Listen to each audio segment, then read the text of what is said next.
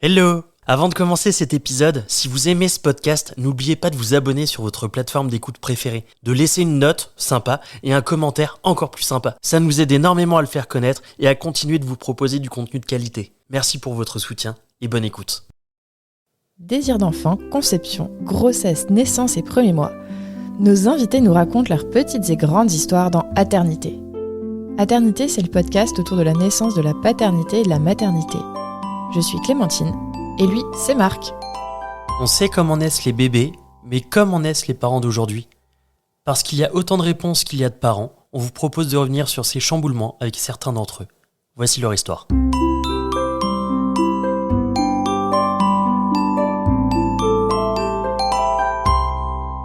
Bonjour à toutes, bonjour à tous. Aujourd'hui, on part à la rencontre de Sébastien qui va nous raconter son histoire. Bonjour Sébastien. Bonjour. Hello. Bienvenue sur Aternité. Merci de me recevoir. Alors Sébastien, tu as 45 ans, tu vis à Lyon avec tes deux enfants Kélia Noah, Oui. ton chéri Kevin et ton Oui. chien Himalaya. Oui, Dans la vie, tu es praticien en médecine chinoise Oui. et tu aimes le crossfit et le basket. c'est ça. On est bon? Ouais, on est pas mal. Est-ce qu'il y a des éléments de ton histoire perso que tu penses pertinents à partager aujourd'hui avec nous? Alors comme vous l'aurez compris, donc ma situation familiale fait que je vis avec un homme, mais j'ai commencé mon parcours de paternité en couple, mais qui n'a pas tenu, et donc seul. Et donc mon parcours de paternité, c'est celui d'un papa célibataire qui a rencontré ensuite son chéri à la naissance, proche de la naissance du deuxième enfant, on va dire. Mes éléments, moi je suis issu d'une famille d'agriculteurs et de paysans, région parisienne, banlieusards parisienne, donc j'ai grandi autour de groupes aussi très hétéronormés, donc j'ai dû apprendre à découvrir à la fois mon orientation sexuelle, mon désir d'enfant qui a toujours existé du plus loin que je puisse m'en souvenir, jusqu'à aujourd'hui. Donc il y a tout un parcours et j'étais fortement influencé bien sûr par ma famille, mes amis aussi, qui ont très tôt été mariés avec des enfants. Et donc ce désir d'enfant, tu dis qu'il a toujours existé, tu Ouais. t'es toujours projeté dans une paternité. Toujours, j'ai toujours été entouré aussi d'enfants. J'ai été entraîneur de basketball très tôt, à l'âge de 15 ans, donc je m'occupais de petits. J'ai fait du babysitting, je me suis toujours projeté avec les enfants. J'étais à l'aise avec les bébés, même les nouveau-nés. Et j'ai toujours eu cette envie d'avoir une famille autour de moi, de transmettre, de s'occuper d'enfants. Donc moi, j'ai vraiment grandi dans un milieu très familial, un peu. Je dis souvent Cosby Show, mais pour ceux qui connaissent, mais c'était un petit peu ça. Donc c'est des choses qui ont toujours fait partie de moi, ouais. Et qui ont engendré du coup toutes les actions qui ont guidé ma vie derrière. Dès 28 ans, avec une demande de parcours d'adoption que j'ai laissé tomber parce que trop compliqué. Ouais, tu l'avais commencé seul, Seul. ce Clairement. parcours d'adoption. Qu'est-ce qui t'a freiné? Donc tu dis que c'est compliqué. C'était compliqué en quoi? Il y avait trop de choses à faire? Non, il y a le parcours administratif que tu fais avec la demande d'agrément sans aucun souci, mais après tu apprends le parcours d'autres personnes et tu vois que déjà pour une personne seule c'est compliqué, pour une personne seule homosexuelle c'est encore plus compliqué. Ouais. C'est pas des choses que j'avais envie de cacher non plus. Parce que derrière on parle de la vie d'un enfant, donc Ouais. pour moi si derrière c'était provoquer des soucis parce que administratif, je sais pas, parce que je ne sais pas quelle allait être la situation, non, pour moi du coup j'ai assez vite je me suis assez vite rendu compte de ce qu'impliquait l'adoption, des démarches, du temps que ça pouvait prendre, de l'incertitude que ça allait passer. Et c'est là où j'ai pu rencontrer des associations de défense des familles homoparentales. Ouais. On a l'ADFH qui sont principalement à Paris, vous avez la PGL, l'association des parents gays et lesbiens, qui existe et qui, eux, peuvent vous orienter sur beaucoup de démarches, que ce soit adoption, coparentalité et gestation pour autrui. Ok. C'est trop bien. Dans différents pays. Et Ouais. moi, je suis passé par les États-Unis. Ok, c'est eux qui t'ont orienté vers... Non, c'est eux qui provoquent des événements Ok. où les gens peuvent venir poser des questions, se rencontrer. Donc c'est là où j'ai rencontré des amis qui ont aussi fait le même parcours que moi. Ok. On est restés amis, on a quasiment tous eu des enfants, en tout cas le premier la même année. C'est génial. Donc ça permet aussi d'avoir un petit groupe de potes, Ouais. on se réunit régulièrement. Et, Avec les mêmes problèmes. avec les mêmes situations, des choses que nous seuls comprenons effectivement. Et on se fait un petit Noël des papas Ah, tous c'est les trop ans, où on réunit tous les gamins. Bien Quoi. stylé. Ouais, Ok. c'est chouette. Vous êtes combien dans ce groupe? Enfin, il y a On combien n'est d'enfants? pas si nombreux que ça, mais maintenant, il y a 10 enfants quand même. Ah ouais, quand même. Ah, c'est pas mal, quand même. Ouais. Et donc, tu dis que tu as choisi les États-Unis. Et qu'est-ce qui a guidé ton choix? C'était quoi les options que tu avais? Les options sur lesquelles je me suis arrêté, ça étaient les États-Unis et le Canada. Je connais pas bien les autres pays, mais je voulais quelque chose qui soit, entre guillemets, on parle beaucoup de GPA éthique, entre guillemets. Donc effectivement, éthique parce que c'est encadré, c'est légal dans le pays. Donc c'est encadré légalement, juridiquement, psychologiquement, médicalement. Ouais. Et donc c'est important pour que toutes les parties soient bien respectées, soient conscientes de leur choix, comprennent ce qui se passe si ça se passe mal, médicalement, psychologiquement, etc. Et de voir ce que toutes les parties peuvent mettre en place pour que ça se passe au mieux. Tu parles de éthique.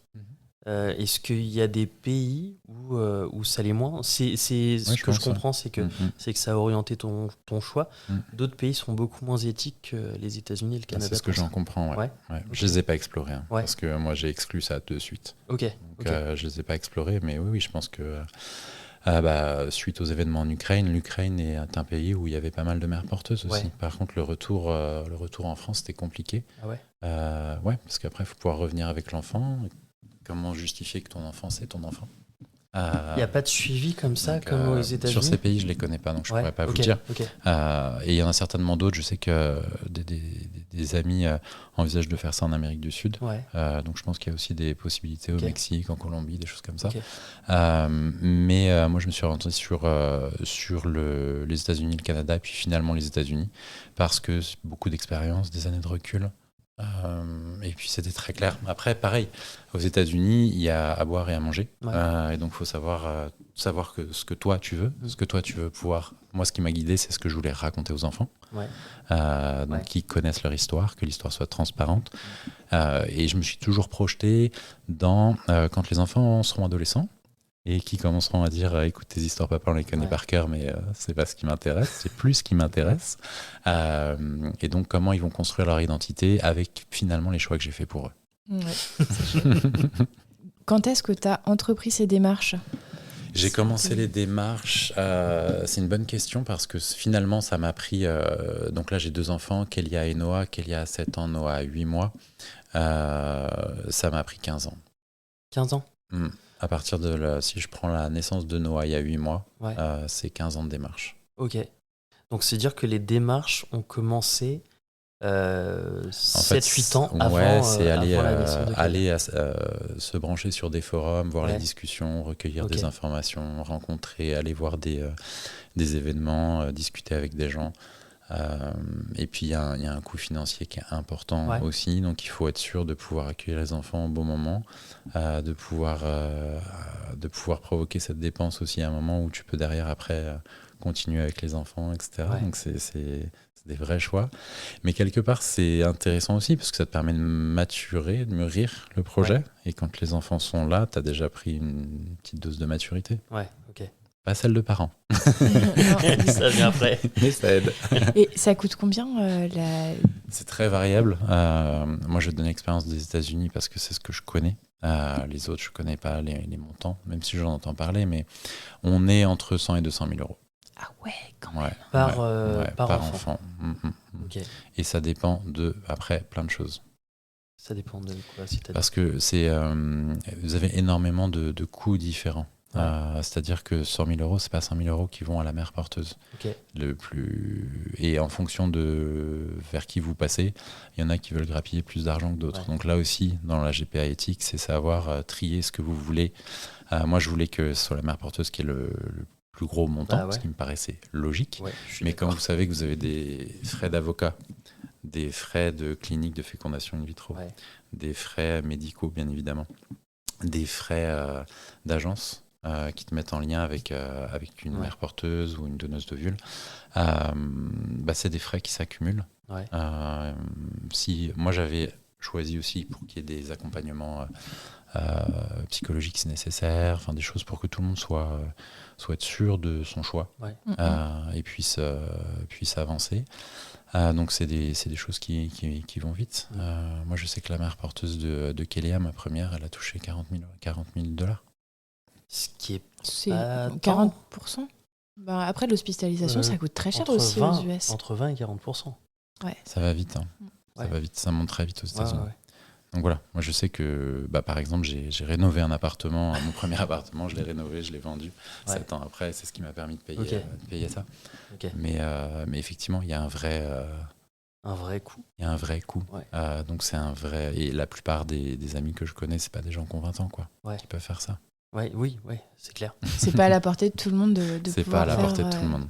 la Non. GPA. Pas tous les portes, c'est à la portée de tout le monde, mais pas tous les portefeuilles. Ouais, Oui. Clairement. Donc c'est un choix. Moi, j'ai dédié aussi ma vie dans ces coups-là, hein, très clairement. Donc Après, il y a d'autres pays, quoi. Et je suppose que il y a si d'autres tu veux pays qui peuvent payer être moins chers. moins, Ouais, je pense que l'Amérique latine doit être moins chère. Ouais, c'est ça. Moi, j'avais entendu la Roumanie aussi. Peut-être. Enfin, bon, après, c'est du. Ouais, Mais après, vous avez plein de formes de parentalité. Moi, je sais que j'ai des amis aussi qui ont fait de la coparentalité. Ouais. Typiquement, ça peut être une femme lesbienne et un homme gay. Ouais. Et ça marche aussi très bien. Ok. J'ai de très beaux exemples et moi, je trouve ça magnifique, en fait. Ah, c'est chouette. Ouais, j'ai des très très beaux exemples comme ça et non, c'est très très chouette. On est preneur de Carrément. Avec plaisir. témoignages. Donc, t'as vendu ton appart, t'as fait à peu près 7 ans de préparation avant d'arriver c'est ça. sur cette clinique et sur cette mère porteuse. Ouais. Comment a été fait le choix de la mère porteuse ? Moi, je suis passé par une agence de femmes que je trouve personnellement incroyables, mais qui ont développé leur agence en 2014-2015 et sur le thème de on apprend à te connaître, on attend à connaître les personnes, les femmes qu'on va accompagner, et on vous propose de vous matcher one by one. Ok. Et ça marche ou ça marche pas. Chacun a le droit de donner son choix et de dire oui ou de dire non. Mais ils apprennent à vous connaître et plutôt que de balancer un fichier Excel, parce que les premiers contacts que j'ai eus, typiquement, on contacte une clinique, on te balance un fichier Excel, on te dit choisis. Pas drôle. Non, il y a eu quelques douches froides quand même dans le process, dans la maturation, dans le nombre de fois où tu penses que ça va pas marcher. Et puis après, quand tout doit s'aligner, ça s'aligne en fait, je pense. Ok. Et tu l'as rencontré ? Je l'ai rencontré par visio au départ, donc à distance. Pour Catherine, la mère porteuse de Kélia, je l'ai rencontrée ensuite pendant la grossesse. Ok, ça marche. Choix. Et puis après, forcément, l'accouchement. Ouais. On n'avait pas fait un truc, c'est que avant de trouver la mère porteuse, toi, tu avais congelé ton sur sperme. Sur le parcours, je suis parti aux États-Unis, donc à la clinique de fécondation in vitro. Dès là, vous faites un dépôt de sperme. Donc, j'ai déposé mon sperme en 2015. Et puis, ce sperme est cryoconservé. En attendant que tu puisses identifier... alors, déjà, ça veut dire que tu as identifié la donneuse d'ovule, en premier lieu. Moi, les choix que j'avais faits étaient assez clairs, c'est-à-dire d'avoir une donneuse d'ovule qui souhaitait être connue, garder le contact, ce qui est le cas. Et donc, c'est elle, la mère biologique de mes 2 enfants. Ok. Des deux ? Des 2. Ok. Donc, c'est les embryons qui ont été faits au même moment. Ok. Ah oui, d'accord. Ils ont été conservés. Ok, ça marche. Ça a été conservé pendant 7 ans après. Ouais, exactement. Quasiment. Moi, j'ai une question par rapport à Catherine, c'est qu'est-ce qui t'a décidé par rapport à son profil ? Qu'est-ce qui t'a dit que c'était elle ? Sur les profils, alors premièrement, je voulais qu'on puisse garder contact. Je voulais que les enfants, plus tard, puissent être en contact avec la personne qui les a portés. Être en contact avec leur famille. C'est des personnes aussi qui ont déjà eu des enfants, qui ont déjà leur famille, qui n'ont plus le souhait d'avoir de nouveaux enfants, mais pour des raisons qui peuvent être personnelles, qui peuvent être en partie aussi financières pour réaliser un projet, et puis religieuses aussi, souhaitent aider des familles à concrétiser leur rêve d'avoir des enfants. Ok. Il n'y avait pas de de caractéristiques, je sais pas, physiques ou Non. Sachant est-ce que qu'elle était sympa. la mère porteuse, c'est pas celle qui Non, donne les ah oui, ovules. oui, pardon. Mm. Ah oui, du coup, le choix de l'ovule. Oui, pardon. Oh là là. À se dire. Hein. Oh là là. T'inquiète pas, je crois que mon grand-père n'a toujours pas compris. C'est vrai. Non, le schéma. Mais alors, du coup, pour le choix de l'embryon, pour le choix de la donneuse de l'embryon, Ouais. là, tu as eu le choix. Ouais, là, t'as le choix. Et tu l'as choisi comment? Alors, c'est une histoire très, très particulière. Enfin, très particulière, je sais pas, mais en fait, l'agence de mères porteuses me proposait des mères porteuses, donc on cherchait. Moi, je les ai rencontrées quand j'ai fait mon don de sperme en 2015. J'avais tenu à rester un peu avec elles et j'avais été rencontrer des mères porteuses intentionnelles. Comme ça, je voyais comment l'agence marchait, comment elle recrutait, quelque part, quelles questions on se posait, comment médicalement elle s'était accompagnée, etc. Donc j'ai eu la chance que la directrice de l'agence m'emmène avec elle sur le terrain, etc. Trop bien. C'était super. Et donc on avançait sur la mère porteuse, mais j'arrivais pas à avancer sur la donneuse d'ovules, sachant que l'agence ne le proposait pas. Donc je passais par d'autres cliniques pour trouver une donneuse d'ovules. Et ça patinait, et on me proposait des gens, et ça marchait pas, et ça matchait pas, etc. Et puis, à un moment donné, je pose des questions à d'autres personnes, d'autres Français, d'autres personnes ailleurs qui passent par cette clinique, et j'ai des retours mitigés. Ouais. Et donc, je trouve Catherine, on match avec Catherine sur la mère porteuse. Mais par contre, sur la donneuse d'ovules, on n'avance pas, en patine. Ouais. Et la clinique, j'étais pas en confiance sur la manière dont ils traitaient les femmes. Donc, j'ai arrêté. J'avais des doutes. Ouais. Et moi, je pars du principe que quand il y a des doutes, il n'y a pas de doute. Ouais, je suis d'accord. Donc, j'arrête. Et je leur ai dit. Et c'était un moment un peu down, parce que je me suis dit, on va peut-être pas y arriver. Et j'ai envoyé le message à l'agence de mères porteuses. Écoute, voilà ce qui se passe. Je préfère pas avancer. En tout cas, c'est pas l'histoire que j'ai envie de raconter à mes enfants. Ouais. D'autant plus s'il y a une femme. Il se trouve que c'était le cas, mais c'est pas l'histoire que j'ai envie de raconter à mes enfants. Donc j'arrête. Je sais pas du coup combien ça va me prendre, quel temps ça va me prendre. J'écris ce message. Je vais me coucher. Ouais. Je me réveille à 3h du mat.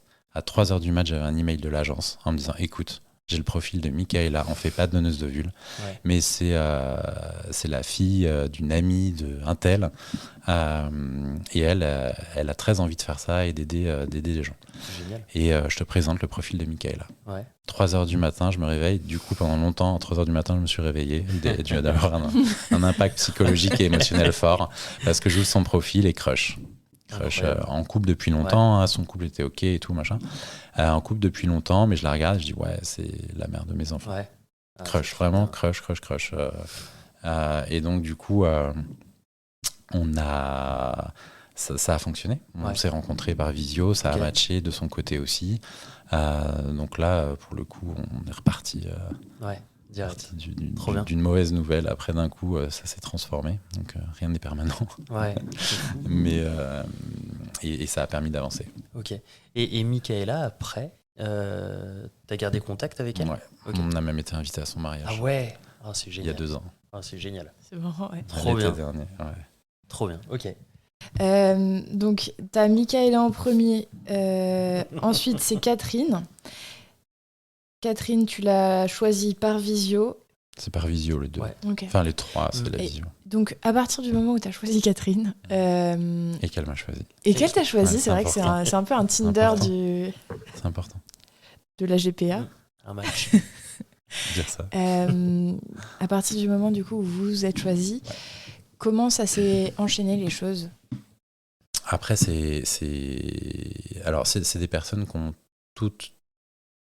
Pas Michaela, mais Catherine, les mères porteuses, Catherine et Brittany, avaient déjà porté des enfants pour autrui.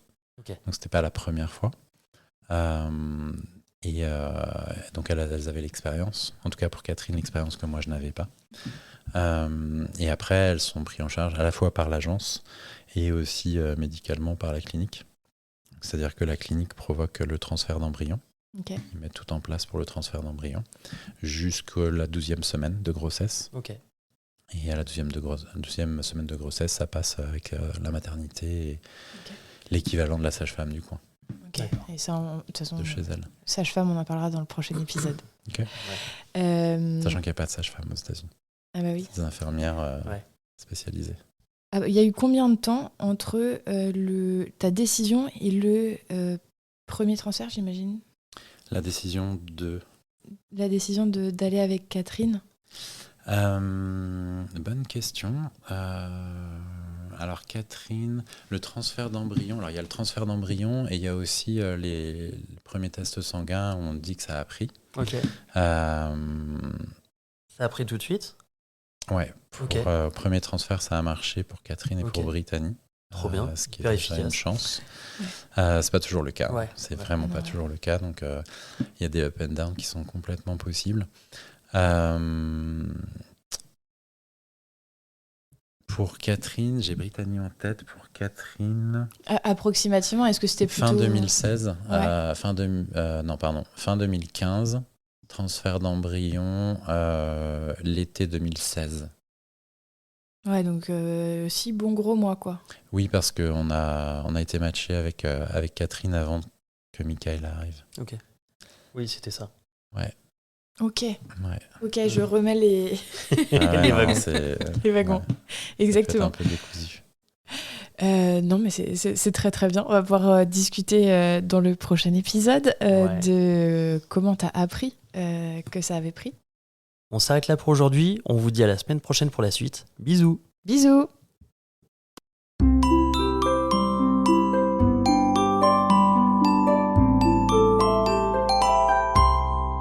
Merci de nous avoir écoutés. On espère que cet épisode vous a plu. C'est grâce à vos retours et à votre soutien qu'on continue à produire des épisodes. Pour nous aider, abonnez-vous, mettez un maximum d'étoiles et des commentaires dans les plateformes d'écoute qui le permettent. Vous pouvez aussi en parler à votre entourage et nous suivre sur les réseaux sociaux. Les liens sont disponibles en bas de la description. Si l'aventure vous tente et que vous avez envie de raconter votre histoire, contactez-nous via le site aternité.com. Sans accent, évidemment. Bisous!